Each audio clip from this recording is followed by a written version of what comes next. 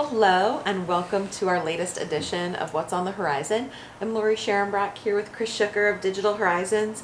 And while we're filming this, it is summer season. It's summer outdoors. We like being out there.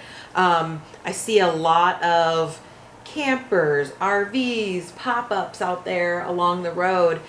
Is there automation, sound, lighting? What kind of cool things can you do with like outdoor stuff like that? Yeah. So generally when we see technology implemented into something that moves that doesn't have an engine, like well, maybe even like a motorhome or something like that, it's usually on the larger side of the vehicles. Sure. The pop-ups and things like that, they generally don't have the electrical to support it. They don't have the space, things like that. So usually if we see something, it's in a larger vehicle, often motorhomes is the most common thing, and admittedly we haven't had we've done work in a couple. It's not real common. Sure. I would say out of all of them that we've been involved with, they've had something else put in and they need it fixed or serviced or something like that. But we have done work in a few.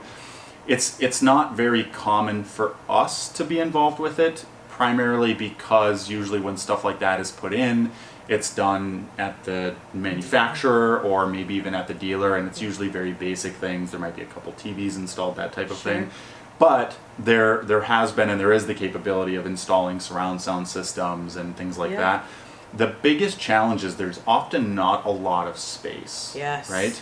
So if you do a surround sound system, you at minimum need an amplifier or a receiver, surround sound receiver, and they're not a small device. No. With all of the inputs, the outputs, the front display, the knobs, the buttons, all of that, and then obviously the electronics, the power supplies and stuff inside, they take up a decent amount of space. So there are, however, a few companies that make lower profile units that have worked. Marantz and Yamaha historically have made a couple shorter units that can be maybe 5 inches or shorter, 5 or 6 inches, and those can fit into some of the spaces that are designated for the electronics. So we've helped out in a few ways like that. The other thing that comes up is because there's usually 2, 3, or 4 TVs in a place like that, or in a motorhome. And you have to figure out how to get the video signals from the devices in that equipment compartment out to the TVs. Usually there's a video switcher or something like that involved. And so we have to find a place for that. And then the other thing that's really common is a way to, you have to be able to get content to the TVs. Sure. And you can do that by via satellite. They do make tracking systems that can be installed on the motorhome or RV itself that will point the satellite dish and track the satellites up in the sky automatically. And there's varying levels to that on how active you want it to be. You can set up a satellite dish when you get to your location on the outside of the RV if you don't want it on top, or maybe the budget isn't there to do that. Alternatively, you can do over-the-air signals. You can have an actual over-the-air antenna. Those are, the channels available are getting better now that digital is kind of penetrating things a bit. But it really depends on where you're at, and often you're camping in remote areas, and so your chances of getting something are slim, or slimmer, I should say. But the drawback with that is when you get to your destination, you do have to go into the television, have it do a scan, and have it pick up what's available. It's not like your radio where if you just change the station, it picks up what's available. You have to basically teach your TV you're in a new location and have it scan it. So there's a couple extra steps involved with that, but you don't pay for over-the-air signals, so it's a very useful alternative. And that's the bulk of it. Oftentimes the audio portion, if there isn't surround sound involved, it's usually just a car audio solution. You'll have a regular head-end unit that powers regular car or mobile audio speakers, and that's not something we get involved with. We have Sound Connection or Lakes Audio in our area that are excellent people at doing that.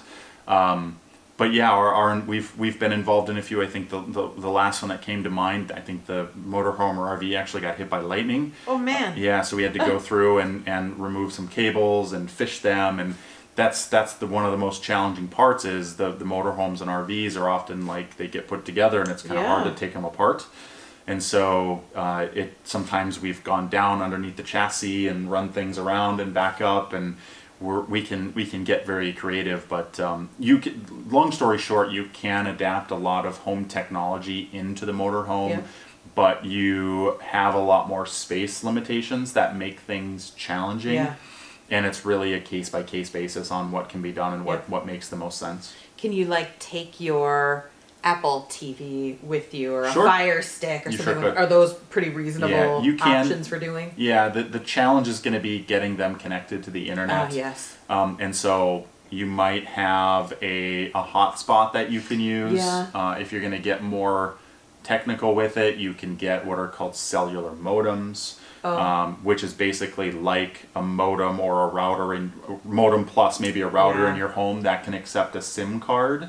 And it creates a Wi-Fi network, kind of like a hotspot, but you have more control over it. It would act like more like a router, or a hotspot doesn't.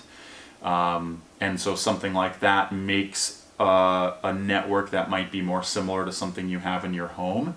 And then of course your streaming device or apps built into the TV potentially, if you wanted to go that route, can connect to that network and stream normally. Just obviously you have to keep in mind that those streaming apps use an enormous amount of bandwidth, and having a hotspot or a cell modem has a limited amount of bandwidth.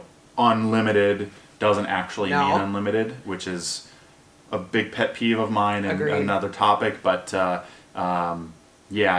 would be the best way to do it. Yeah, I mean, we've driven by some campgrounds and whatnot that say, Wi-Fi available. I imagine it's not anything near probably what you would need to do something like that. The challenge with campgrounds is they can't charge enough to make a lot of money. Certainly. And they'll provide Wi-Fi, and maybe if there's only a few campers there, there'll be enough bandwidth. Sure. But if they don't have a very robust service coming in and the distribution methods to spread the Wi-Fi around properly, your service from them is likely to be probably unreliable at best.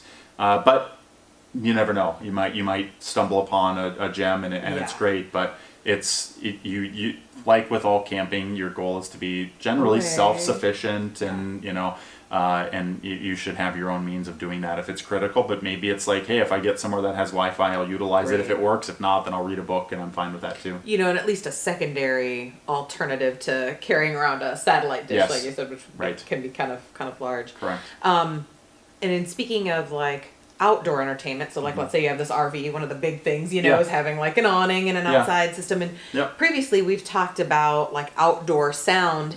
Is there any kind of portable outdoor sound systems that you can take with you that are kind of reasonable in looking at that, or some good old-fashioned string lights and a little speaker good enough to do the job? Yeah, something like that. When you're in a situation like that, I mean, you might have like a motorhome or an RV that has an opening system where like it reveals a TV, and you can have something integrated that way, and that would be like the ideal scenario. Certainly. Because you just open it up and turn it on, and away you go.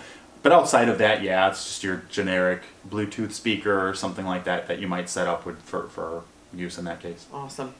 Well, that was awesome to think about. It's kind of one of those things like, can you take your inside with you? And it sounds like there's at least some good options to think about when you're getting away from it all into the great outdoors. Right. So thanks for joining us today, and we look forward to seeing you in our next episode.